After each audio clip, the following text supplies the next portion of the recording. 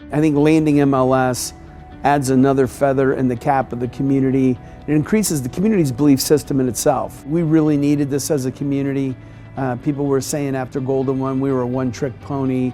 Yeah, you kept the Kings, you pulled off Golden One. Golden One's beautiful, but now what? You know, there's a lot of naysayers about Sacramento, quite honestly. San Francisco, Silicon Valley are at the top of the list. You know, LA is a naysayer about Sacramento. And when for decades people are naysayers about you, you know, after a while, you start to reflect their view of you. And one of the reasons we formed this organization, the Greater Sacramento Economic Council, was to build a point of inspiration for the community that, you know, communities that are successful, that are really dynamic, that doesn't come easy. And it comes with bloody noses, black eyes, and fat lips. And you fall down a lot on the playground. And sometimes you flip over the handlebars on the bike, you know, so it's not a smooth path forward. And that's what I love about this, you know, the grit of the community and the grit of Kevin Nagel and the ownership group that just stayed on this thing. I mean, when we came back from New York, I thought we had maybe a 1 in 10 chance of this day. I mean, I really did. And I mean, it was such a tough experience when we went to New York, you know, almost 2 years ago. So to come back and grind this thing out and pull it off it's just amazing. And it's the kind of gritty, gutty thing you do. So if you want to fix the transit system in Sacramento and make it world class, it's gritty, gutty work. You know, if you want to build affordable housing, it's gritty, gutty work. If you want to fix your schools, it's gritty, gutty work. You know, it's not creative.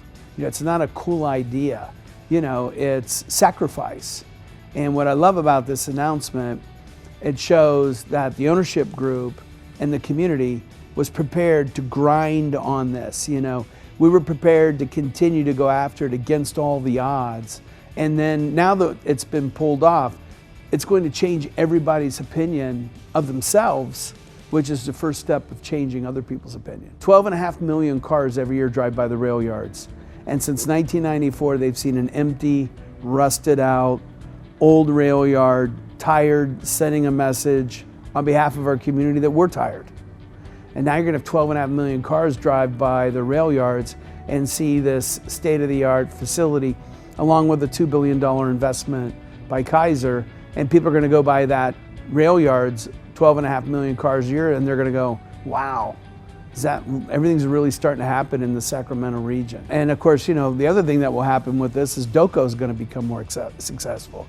So it's going to create more successful opportunities at DOCO. We haven't announced it yet, but there is another potential massive entertainment opportunity that is evaluating the rail yards right now that, you know, wouldn't be as big as MLS, but it'd be one of the biggest things that have happened to the community.